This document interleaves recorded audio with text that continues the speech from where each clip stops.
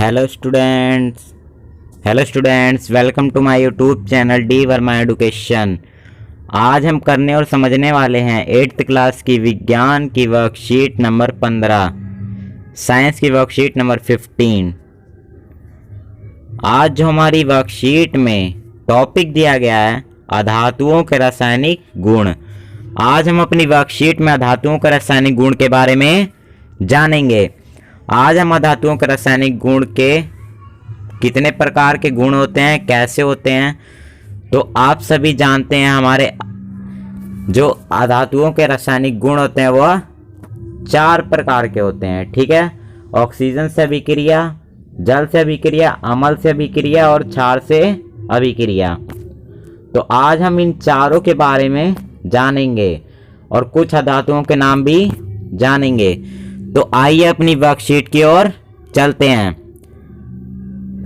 तो जैसा कि आप सभी इसके अपनी स्क्रीन पर देख पा रहे हैं, आज की वर्कशीट अधातुओं के रासायनिक गुण, ये आपको डेट दे रखी है, ठीक है।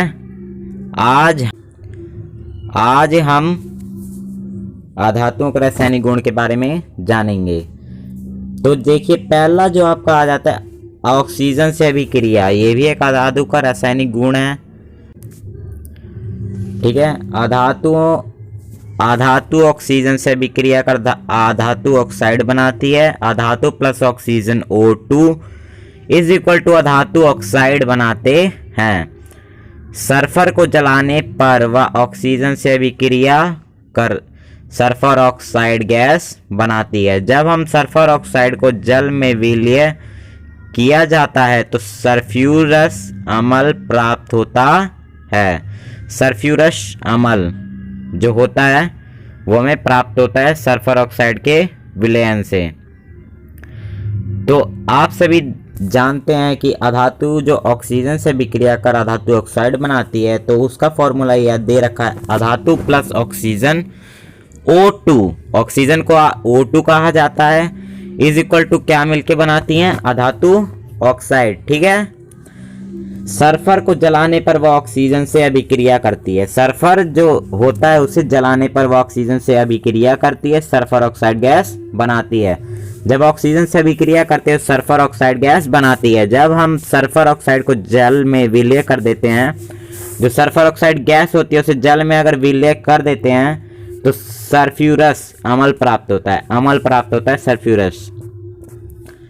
किस प्रकार का प्राप्त होता है? सल्फ्यूरस को S से प्रदर्शित किया जाता है प्लस ऑक्सीजन O2 से प्रदर्शित किया जाता है, ठीक है। सल्फर ऑक्साइड को SO2 से प्रदर्शित किया जाता है, ठीक है। सल्फर ऑक्साइड SO2 प्लस जल H2O, जल को हम H2O से प्रदर्शित करते हैं साइंस में, ठीक है। सल्फ्यूरस अम्ल H2SO3 क्यों हुआ? क्योंकि इसमें 2 चीजें जुड़ गई, जल और सल्फर ऑक्साइड, ठीक है। तो H2SO3 हो गई, ठीक है। कार्बन को C से और plus oxygen O2, carbon dioxide CO2, ठीक है।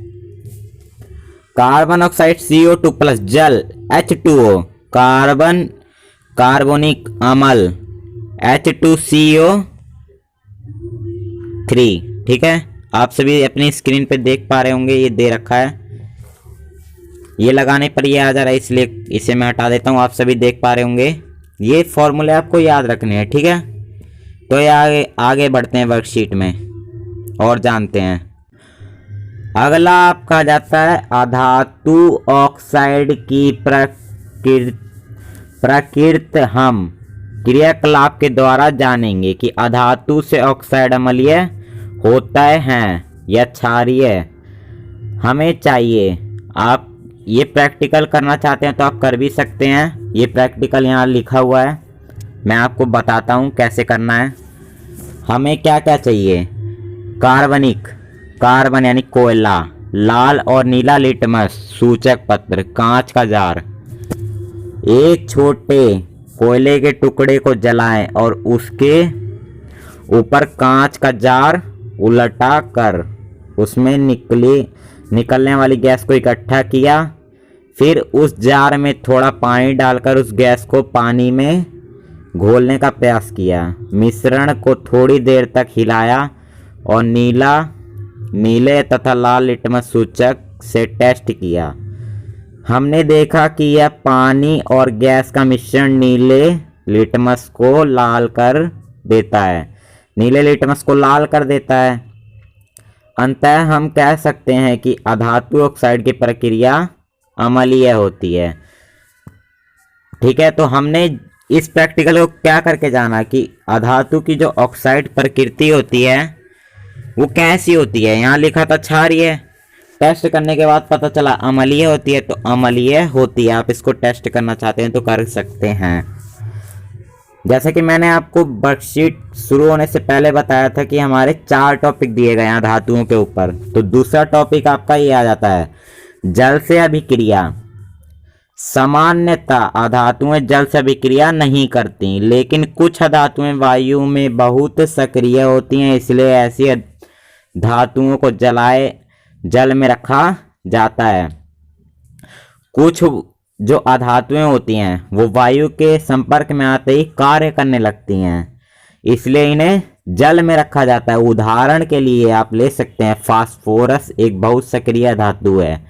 वायु में खुला रखने पर यह आग पकड़ लेती है। जो फास्फोरस होता है या धातु, उसे अगर खुला रख दिया जाए वायु में तो वह आग पकड़ लेती है। फास्फोरस से वायुमंडलीय ऑक्सीजन का संपर्क ना हो तो इसलिए इसे जल में रखा जाता है। यह आग ना पकड़े इसलिए इसे जल में रखा जाता है, फास्फोरस जो अधातु होती है। ये थी हमारी दूसरी टॉपिक। ये आपका तीसरा टॉपिक अम्ल से अभिक्रिया। ठीक है, सामान्यतः अधातुएं अम्ल से अभिक्रिया नहीं करती। अम्ल से कुछ धातुएं होती हैं वो अभिक्रिया नहीं करती हैं। चौथा आ जाता है डी, क्षार से अभिक्रिया। अधातुओं की क्षार से अभिक्रिया जटिल होती है। जो अधातुओं की जो क्षार से अभिक्रिया होती है जटिल होती है। ठीक है, तो यही थी वर्कशीट। अगला आपका ये एक टॉपिक दिया हुआ है, अधातुओं के कुछ नाम दिए हुए हैं। पहला है सल्फर, दूसरा कोयला यानी कार्बन, तीसरा है ऑक्सीजन, चौथा नाइट्रोजन और पांचवा आयोडीन।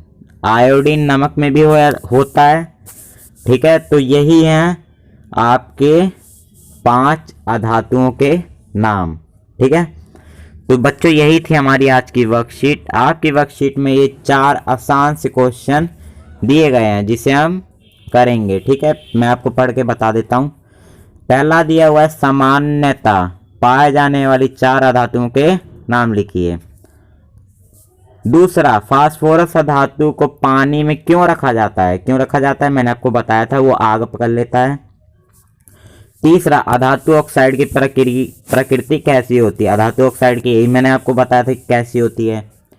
चौथा आपका हो जाता है निम्न कथनों में से सही या गलत लिखिए। सही लिखना है। ठीक है, सही गलत दोनों लिखने हैं।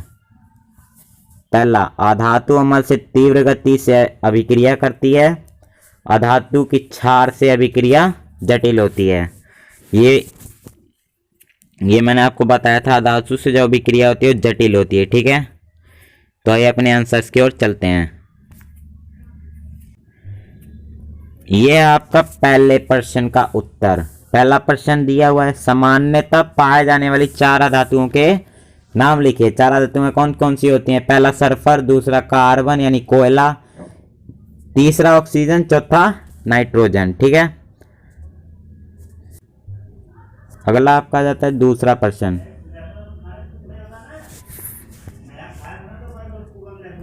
फास्फोरस अधातु को पानी में क्यों रखा जाता है? फास्फोरस धातु एक बहुत सक्रिय धातु है जो वायु में खुला रखने पर आग पकड़ लेती है, इसलिए फास्फोरस को पानी में रखा जाता है। और ये है तीसरे प्रश्न, अधातु ऑक्साइड की प्रकृति कैसी होती है? अधातु ऑक्साइड की प्रकृति अम्लीय होती है। अगला है चौथा क्वेश्चन, निम्न कथनों में से सही या गलत लिखिए। अधातु अम्ल से तीव्र गति से अभिक्रिया करती है, गलत। अधातु की क्षार से अभिक्रिया जटिल होती है, सही। ये तो यही थी हमारी आज की वर्कशीट। आई होप आपको ये वीडियो अच्छा लगा होगा। अच्छा लगा है तो लाइक करें, चैनल पर नहीं हो तो सब्सक्राइब कर लें, ऑल वाले बटन को प्रेस कर दें, जिससे हमारी आने वाली हर नई वीडियो की नोटिफिकेशन आपको मिलती रहे। Goodbye, you have a great day.